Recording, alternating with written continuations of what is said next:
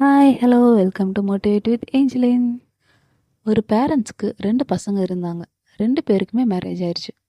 அதில் ஒருத்தர் ரொம்ப குடிகாரர், போதைக்கு அடிக்ட் ஆனவர்.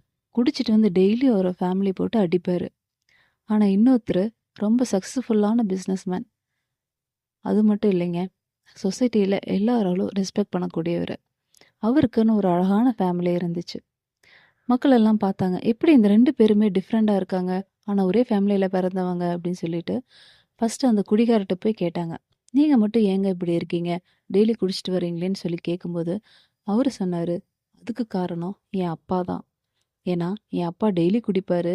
குடிச்சிட்டு வந்து எல்லாரையும் அடிப்பாருன்னு" சொல்லி சொன்னாராமா. "அப்புறம் நான் மட்டும் எப்படி இருப்பேன்?" அப்படின்னு கேட்டாராம். அதே இன்னொருத்தர்ட்ட போய் கேட்டாங்களாம். "நீங்க எப்படி இவ்ளோ சக்ஸஸ்ஃபுல்லான லைஃப்ல இருக்கீங்கன்னு" கேட்கும்போது, அவரு சொன்னாராமா, அதே பதில் தாங்க. "அதுக்கு காரணம் என் அப்பா தான்.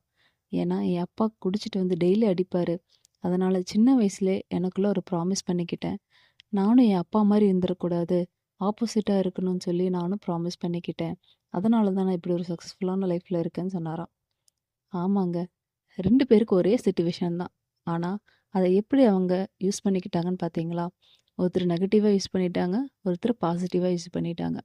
நமக்கும் இங்க நெறைய சிச்சுவேஷன் இருக்கலாம்.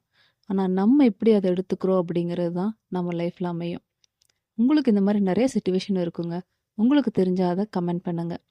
உங்களுக்கு இந்த மோட்டிவேஷனல் ஹப் யூஸ்ஃபுல்லா இருந்தா, லைக் பண்ணுங்க, ஷேர் பண்ணுங்க, கமெண்ட் பண்ணுங்க அண்ட் சப்ஸ்கிரைப் பண்ணுங்க. Thank you.